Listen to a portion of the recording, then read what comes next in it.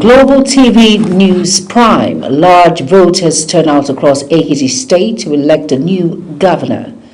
In business, President Bola Ahmed Tinubu says FCT infrastructure project reviving economy, improving residents' lives. And on the foreign scene, United States pushes diplomacy as Israel and Hezbollah renew ceasefire. And in sports, Athletics Federation of Nigeria rescheduled trials for 2026 Commonwealth Games. Hello and welcome to all our viewers in Nigeria and around the world to News Prime on Global Television, coming to you live from the nation's capital, Abuja. I am Jumai Manson. Now, a quick reminder that Global Television is on DSTV channel 365, Star Times channel 276, and Free TV. Now the news in full. A large number of voters turned out across Ekiti State to elect a new governor. The Commissioner of Police, Ekiti, Abayomi Shogunle, says accreditation and voting commenced promptly at 8:30 a.m. across all local government areas of the state. Samuel Udi has the details. The Ekiti State Commissioner of Police, Abayomi Shogunle, described the turnout as impressive, noting that voters continue to arrive at polling units throughout the morning. According to him, the development reflects growing public confidence in the security arrangements put in place for the election. Shogunle says the election has remained largely peaceful, noting that security agencies have intensified surveillance in identified flashpoints across the state. The same thing we are seeing here is what is happening in all the polling units across the local government in Ekiti State. Voting commenced, accreditation and voting commenced right on time at 8:30 this morning, and as we can also see, we are seeing a high turnout of voters. He assured residents that adequate personnel and resources have been deployed to prevent any breakdown of law and order. The police commissioner also dismissed claims that officers had not received their allowance, adding that as of mid-morning, no report of vote buying or other electoral offences had been recorded. Samuel Odi, Global TV News. Ekiti residents turned out across the state's 16 local government areas on Saturday to vote in the 2026 general governorship election, with security personnel and election observers deployed to polling units as voting commenced after the arrival of electoral materials. The People's Democratic Party governorship candidate Wole Oluyede alleged Vivas glitches, voters' harassment and intimidation after casting his ballot in Ikaria local government area, but expressed confidence of emerging victorious. Also, the African Democratic Congress candidate Dari Abejide, who voted in Ekiti's southwest local government area, commended voter turnout but alleged incidents of vote buying at his polling unit. Meanwhile, Yaga Africa raised concerns over inconsistencies between ballot papers, result sheets, and INEC's published list of candidates, warning that the discrepancies could create confusion during voting, coalition, and the declaration of results. Ondo State Governor Lucky Aiyedatiwa has expressed optimism about a strong turnout in the Ondo South Senatorial District by election, citing the level of participation recorded during the APC primary election held 3 weeks ago.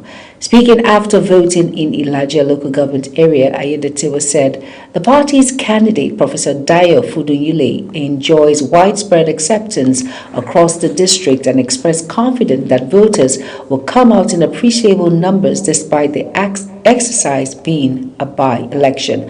And the governor also assured residents of adequate security across the 6 local government areas participating in the poll and urged eligible voters to remain vigilant while exercising their civic responsibility peacefully. Voting commenced amid low turnout in Zuru State House of Assembly by-election in Kebbi State. with several polling units recording spare voter participation as residents largely went about their normal commercial activities. Officials of Independent and National Electoral Commission were seen waiting for voters at some polling units while voting started gradually in others following the arrival of election personnel and materials. Observers also reported delays in the deployment of some electoral officials, with a number of personnel still awaiting instructions before proceeding to their designated polling units as the exercise got underway. President Bola Ahmed Tinubu has approved a final 6-month tenure extension for Comptroller General of Customs Adewale Adeniyi, with the extension set to expire in February 2027. According to a statement by the President's Special Advisor on Information and Strategy, Bayo Ononuga, Adeniyi will work with the Customs Service Board during the transition period to oversee the promotion of eligible officers to the rank of controller and the retirement of personnel who have reached the mandatory age or years of service. Adeniyi, who was appointed Comptroller General by President Bola Ahmed Tinubu in June 2023, after rising through the ranks of the service, was due to complete his extended tenure in August 2026 before the latest approval. Former National Chairman of the All Progressive Congress APC, Dr. Abdullahi Umar Ganduje, has commissioned a newly constructed mosque in Jiwa, Abuja municipal area of the Federal Capital Territory. The project is aimed at promoting spiritual growth, unity, and peaceful coexistence amongst residents. Kabir Hassan tells us more.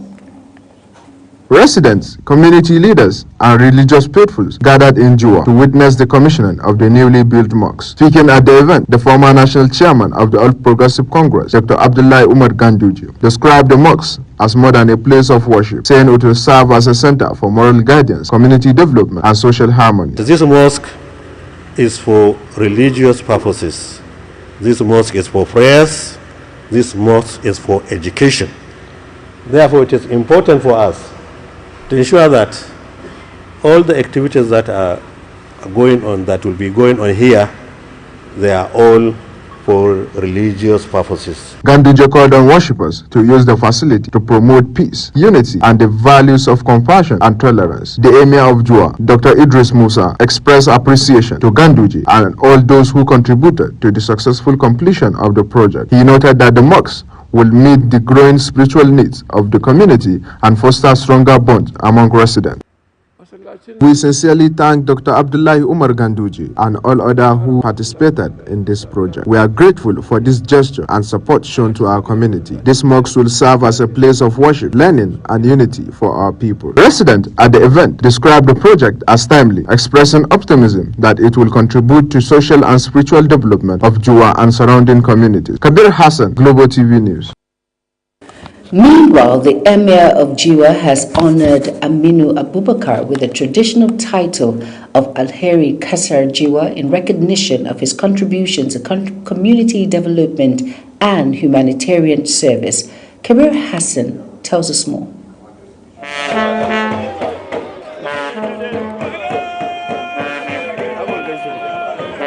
The gathering attracted traditional rulers, political leaders, religious clerics, and residents who witnessed the conferment of the title.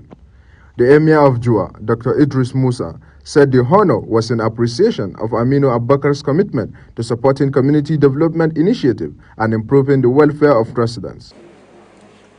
The title is a recognition of his generosity, dedication, and continued support for the development of Jua and its people. Responding on behalf of the honoree, the former national chairman of the All Progressive Congress, Dr. Abdullahi Umar Ganduje, expressed gratitude to the Emirate Council for the recognition. He assured the community of continued support for initiatives that promote development, unity, and social progress. We appreciate this honor and the confidence reposed in Aminu Abubakar.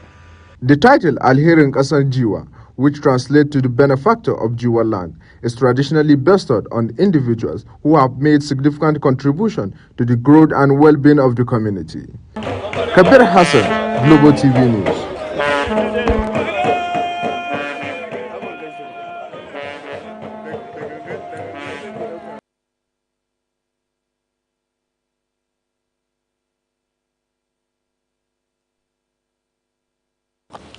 You are watching the live broadcast of News Prime.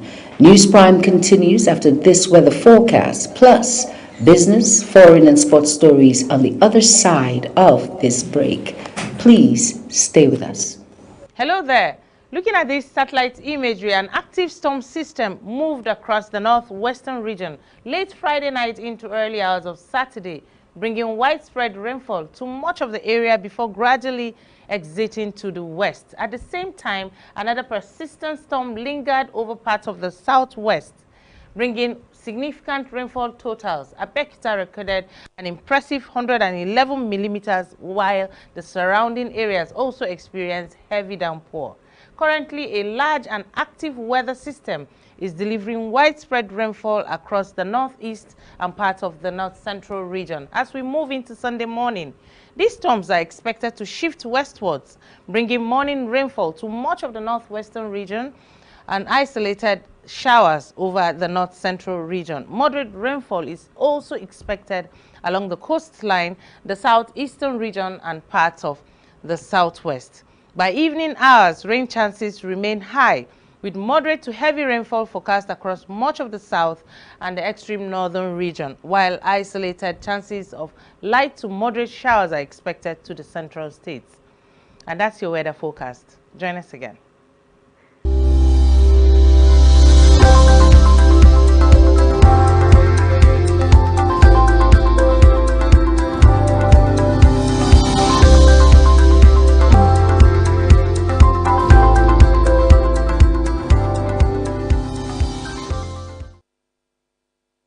Back, and if you're just tuning in, this is News Prime on Global Television.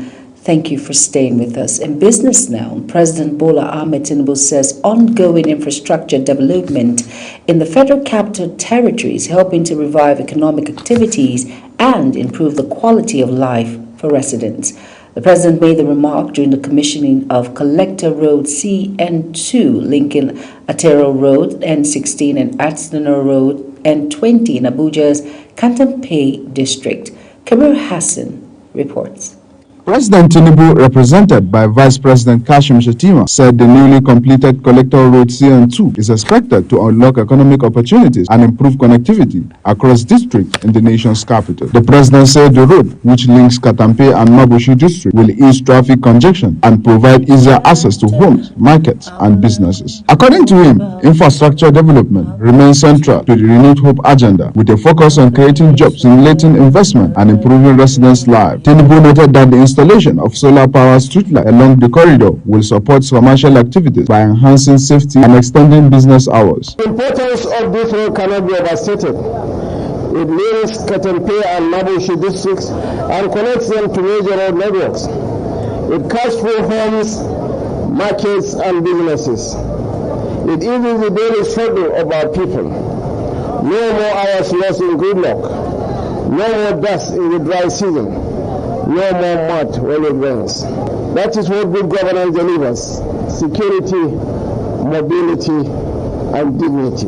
The president added that improved infrastructure is helping to restore social and economic activities across Abuja, while creating an environment that supports growth and development. He also commended the Minister of the Federal Capital Territory, Nyesom Wike, for driving the transformation of the city capital through strategic investment in roads, water projects, and other public infrastructure. Mr. Wike, you have not disappointed Nigerians. From abandoned roads to new boulevards, from water projects to judicial quarters, you work day and night. You do not give excuses, you give results. The people of the FCT call me Mr. Project for a reason. Well done. Residents and business owners are expected to benefit from reduced travel time, lower transportation costs, and improved access to economic opportunities as the FCT administration continues its infrastructure expansion program. Kabir Hassan, Global TV News. Consumers in the Federal Capital Territory have lamented the sharp rise in the prices of tomatoes and pepper, as worsening the burden of the high cost of living. Now, market survey in some major markets across the Federal Capital Territory shows that the prices of two essential food items have increased significantly in recent weeks, forcing many households to reduce consumption and adjust their feeding budget. Zarau Nasser has the details. According to the latest data released by the National Bureau of Statistics, food prices, which remain one of the biggest drivers of household spending, rose to 16.96% in May from 16.68% in April. The Bureau attributed the increase to price changes in key staple foods consumed nationwide. Many residents in the Federal Capital Territory say what used to be a retail market purchase now takes a larger share of their income, making it increasingly difficult to provide meals for their families. Some consumers say the soaring prices have compelled them to buy smaller quantities or seek cheaper alternatives. This is something else. Like before we used to buy it at a rate of 5,000, but now 15,000. This pepper is almost 20,000 now. So it's very unfortunate for us as a buyers. I came to buy tomato, right? But the prices of tomato is discouraging. what happened to it? The price is hiked from the last time I bought tomato to now. There has been an increase in the price, and it's really discouraging, very, very discouraging. Traders, however, attribute the increase to seasonal factors, explaining that the rainy season is an off-season for tomato production in many parts of northern Nigeria. According to them, reduced supply, coupled with transportation challenges, have pushed prices higher in the markets. What happened to them now, rain don't start, so everything for farm don't spoil before new one come out. Now the thing will make all these things cost with that. You understand, but now rain season we're there now, so before our own come out, everything now with the sofa, no game inside our business by this time. But are you getting customers to buy the way the things are? We don't get like the time where the thing the cheap. You understand? Now we just do. You understand what as our business will be. You understand? Now we know they get like before. Especially if this thing the customer they cry. Customer they cry. We must say we they cry. Abuja, they say tomato and tatasai and pepper and onions. So how about the prices? Price for tatasai 25. Before that, 5,000. Tomato 18,000. Now 18,000. Before, then they sell 7,000, 6,000. Onions they sell 1,500, 2,000. But now they sell 5,000. As food prices continue to rise, consumers are calling for measures to improve supply and stabilize market prices. For now, residents can only hope for a better harvest season and lower transportation costs to bring much needed relief to household budgets. Zahra Nasser, Global TV News. The Petroleum Products Retail Outlet Owners Association of Nigeria has called on refiners, depot owners and petroleum product importers to reduce their ex-depot and retail pump prices in line with the recent deadline in international crude oil prices. The national president of the association, Billy Gillis-Harry, said the drop in global crude oil prices provided an opportunity for operators in the downstream petroleum sector to pass on the benefits of lower crude costs to consumers. In a statement signed by the National Public Relations Officer, Dr. Joseph Opelig, Gillis-Harry said market reality should be reflected in both ex-depot and retail pump prices. Over now to the foreign scene, the State Department in the United States says a new round of talks between Israel and Lebanon will be held in Washington, D.C. next week. Now, the statement came shortly after Israel and Hezbollah announced a renewed ceasefire in Lebanon, where ongoing fighting has threatened to derail the U.S.-Iran Memorandum of Understanding, MOU, to end the war.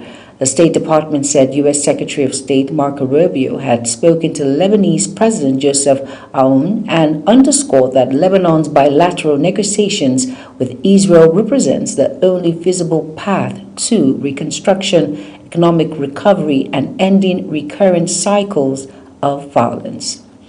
In sports news now, the Athletics Federation of Nigeria has rescheduled the start of the 2026 Commonwealth Games and National Trials by 1 day to enable athletes affected by severe weather disruptions in the United States to participate in the competition. The head of the AFN Media Committee, Maxwell Kumuye, announced this just a few hours before the start of the event. The trial, originally scheduled to take place from Saturday, June 20th to June 22nd at the Yaba College of Technology Sports Complex in Lagos, will now run from Sunday, June 21st to June 23rd at the same venue.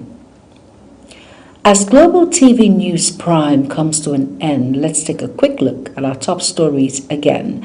We brought to you that a large number of voters turned out across Ekiti State to elect a new governor. In business, President Bola Ahmed Tinubu says ongoing infrastructure development in the Federal Capital Territory is helping to revive economic activities and improve the quality of life for residents. And on the foreign news, the State Department in the United States says a new round of talks between Israel and Lebanon will be held in Washington, D.C. next week. And finally, in sports, the Athletics Federation of Nigeria has rescheduled the start of the 2026 Commonwealth Games and National Trials by 1 day to enable athletes affected by severe weather disruptions in the United States to participate in the competition.